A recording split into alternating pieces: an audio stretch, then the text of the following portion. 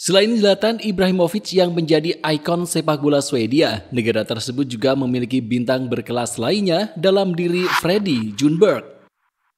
Sosok nyentrik yang berperan sebagai winger itu memiliki kemampuan olah bola mengagumkan.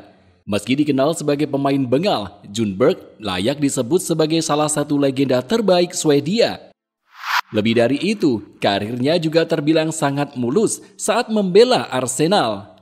Dia yang diboyong Arsene Wenger sejak tahun 1998 sukses menyumbangkan banyak sekali piala bergengsi, termasuk menjadikan Arsenal sebagai tim tak terkalahkan seantero Inggris. Namun ada satu penyesalan terbesar di Arsenal yang masih terus diingatnya hingga sekarang. Apakah itu?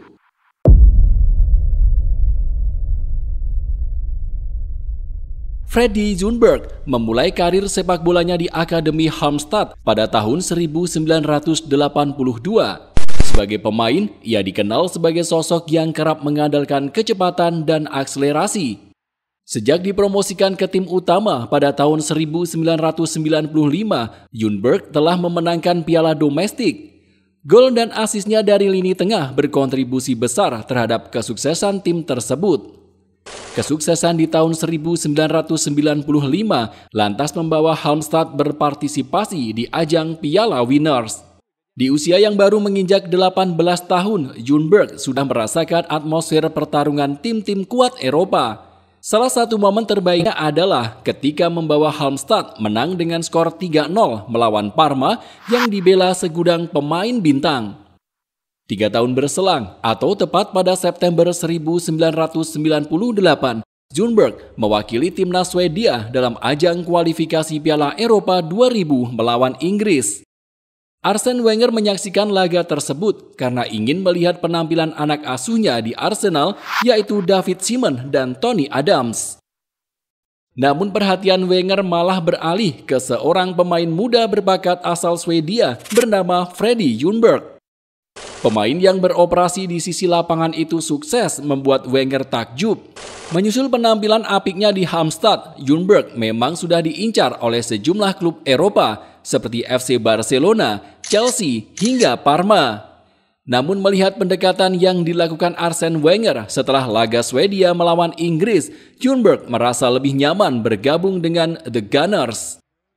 Melalui dana sebesar 3 juta pounds, Freddy Ljungberg resmi diperkenalkan sebagai pemain anyar Arsenal.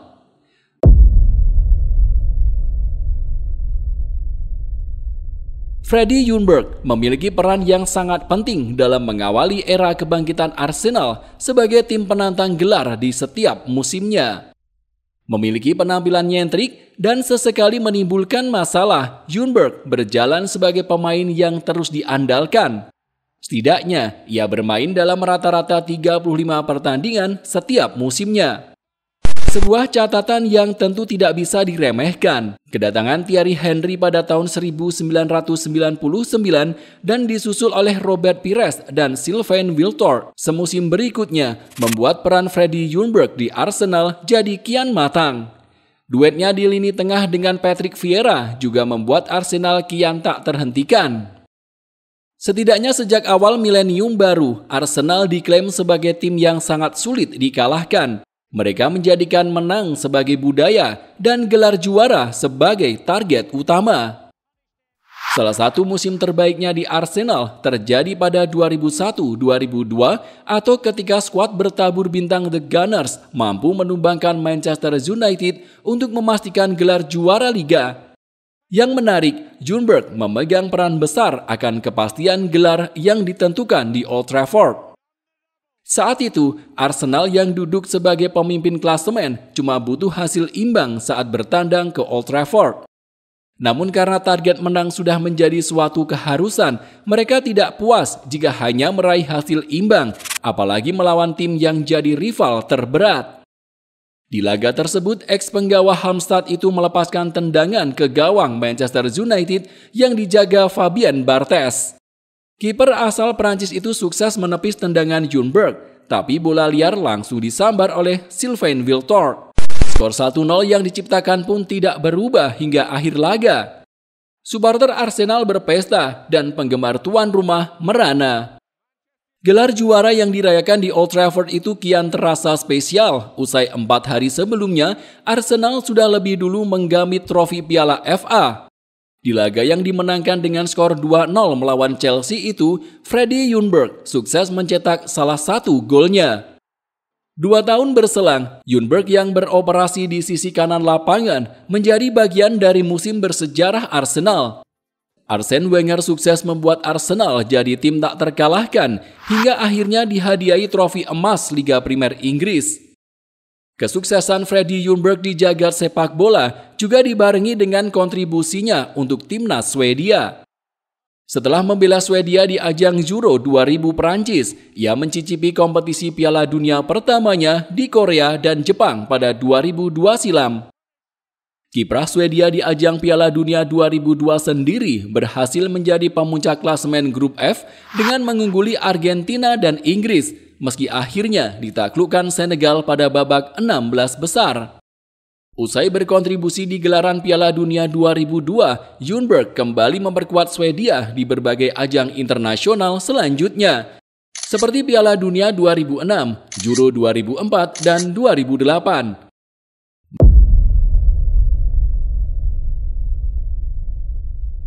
Melanjutkan karirnya di Arsenal, Ljungberg tergolong ke dalam salah satu legenda terbaik The Gunners. Akan tetapi, dia memiliki penyesalan terbesar sewaktu membela tim London tersebut. Adalah ketika Arsenal gagal mempersembahkan trofi Liga Champions Eropa tahun 2006. Pada musim 2005-2006, Ljungberg memang seringkali terjagal cedera. Namun itu tidak menghalanginya untuk membantu Arsenal melaju hingga ke partai puncak kompetisi terbaik Eropa. Saat itu, Ljungberg bermain penuh selama 90 menit dan diduetkan dengan Thierry Henry di lini depan. Meski Arsenal unggul lebih dulu lewat aksi Sol Campbell, Barcelona yang menjadi lawan mampu membalikkan keadaan di 15 menit terakhir. Momen itu pun benar-benar membuat hati Ljungberg hancur. Bahkan banyak yang berkata kepadanya kalau mereka tidak percaya bila tim sekelas Arsenal yang dihuni oleh banyak pemain bintang dikalahkan Barcelona. Aku tidak bisa menjelaskan alasan kekalahan itu karena kami punya tim yang hebat. Saat aku bertambah tua, banyak pemain lama yang bertemu denganku dan mengatakan, "Aku tidak percaya tim yang kamu miliki di Arsenal gagal memenangkan Liga Champions." Aku merasa sangat kecewa, bahkan itu menjadi penyesalan terbesar dalam hidupku.